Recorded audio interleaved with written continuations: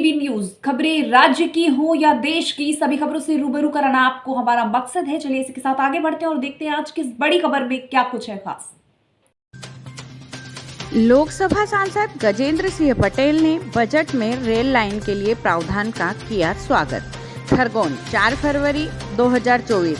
हाल ही में देश की वित्त मंत्री द्वारा मौजूदा सरकार का अंतर्राष्ट्रीय बजट पेश किया गया। लोकसभा क्षेत्र के खरगोन बड़वानी सांसद गजेंद्र सिंह पटेल ने इस बजट का स्वागत करते हुए अपने क्षेत्र की जनता को संबोधित किया और कहा कि यह बजट विकास और समृद्धि का बजट है। उन्होंने कहा कि इस बजट में संसदीय क्षेत्र खरगोन बड़वानी की सबसे महत्वपूर्ण मांग रेल लाइन की है, जिसको बजट में स्थान मिला है। पत्रकारों से बात करते हुए बड़वानी सांसद गजेंद्र सिंह पटेल ने कहा, यह बजट हमारे और हमारे क्षेत्र के लिए बेहद खास है। इंदौर मनमाड़ रेल लाइन के लिए भूमि अधिग्रहण हेतु 716 करोड़ रुपए का प्रावधान किया गया है। बजट में पारित हुए राशि से उक्त परियोजना को और गति मिलेगी, जिससे निमाड़ में अतिशीघ्र रेल आएगी। यह रेल लाइन निमाड़ क्षेत्र के विकास के लिए महत्वपूर्ण है। यह रेल लाइन क्षेत्र के लोगों को रेल सुविधा प्रदान करेगी और व्यापार और वाणिज्य को बढ़ावा देगी। रेल लाइन के बनने से क्षेत्र के लोगों को आर्थिक रूप से लाभ मिलेगा। अंतरिम बजट की प्रशंसा करते हुए श्री पटेल ने आगे बताया, यह अंतरिम बजट प्रधानमंत्री श्री नरेंद्र मोदी जी के विकास भारत 2047 के दृष्टिकोण का पर्याय है और यह आने वाले 23 वर्षों के लिए दिशा निर्धारित करता है। जब भारत स्वतंत्रता की 1 शताब्दी मनाएगा, यह सरकार के सबका साथ सबका विकास के आदर्श वाक्य के अनुरूप गरीब, युवा, अन्नदाता और नारी सभी को बजट में शामिल करता है। यह बजट सतत आर्थिक और राजकोषीय मजबूती लाने के लिए किया गया कार्य है।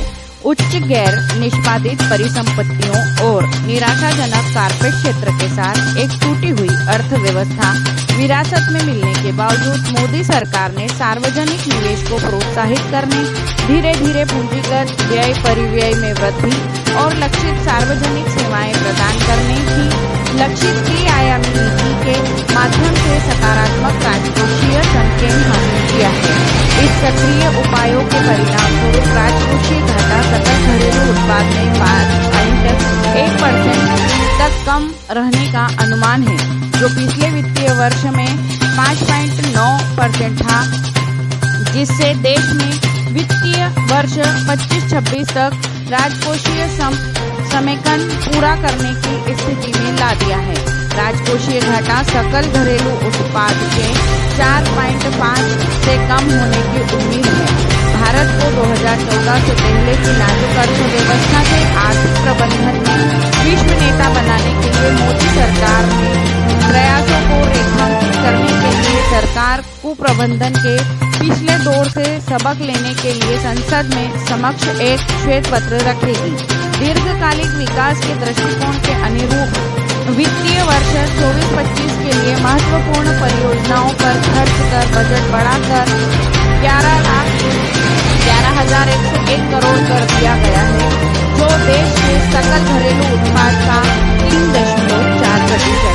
महत्वपूर्ण परियोजनाओं पर खर्च 4 गुना बढ़ाया गया है और इस वृद्धि से आधारभूत संरचना और सामाजिक विकास सहित अर्थव्यवस्था के सभी क्षेत्रों पर लगभग 2.45 गुना सकारात्मक प्रभाव पड़ने की उम्मीद है।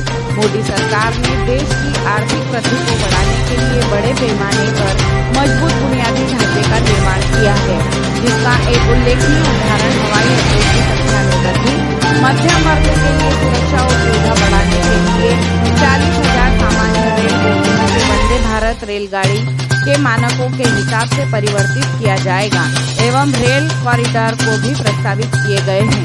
सांसद पटेल ने प्रधानमंत्री नरेंद्र मोदी और वित्त मंत्री निर्मला सीतारमण का धन्यवाद करते हुए कहा कि उन्होंने निमाड़ क्षेत्र की इस महत्वपूर्ण मांग को पूरा किया है, इसलिए दोनों का बहुत धन्यवाद। बड़वानी से संजय बामनिया की रिपोर्ट।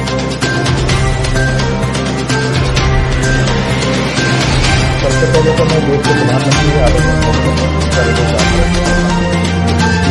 सरकार का यह अंतिम बजट हमारी वित्त मंत्री श्रीमती निर्मला सीतारमण जी ने पेश किया है। मैं इसका हार्दिक स्वागत करता हूँ, अभिनंदन करता हूँ।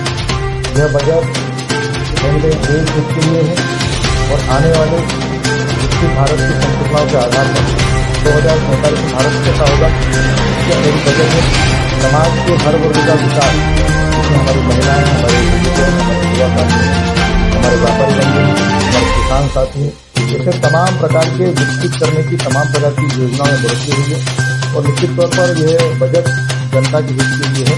और इसी बजट में हमारे खरगोन बड़वानी लोकसभा को लेकर जो इंदौर मनमाड़ रेल परियोजना है, उसके भूमि अधिग्रहण को लेकर 716 करोड़ रुपये का भी बजट में स्वीकृति की गई है। और मैं आदरणीय वित्त मंत्री का प्रधानमंत्री का रखकर आग्रह करता हूँ। यह परियोजना में सरकार की विकसित स्थिति के बाद ये परियोजना और विकास की गति में आगे बढ़ेगी और वास्तव में बजट आने वाले साल से अभी मैं आपको इस बड़ी खबर से रूबरू कराया ऐसी और तमाम खबरों से आपको रूबरू कराते रहेंगे। तब तक हमारे साथ बने रहिए और देखते रहिए PVS TV न्यूज। और हमारे चैनल को लाइक, सब्सक्राइब और शेयर जरूर करें और अपना प्यार हम तक ऐसे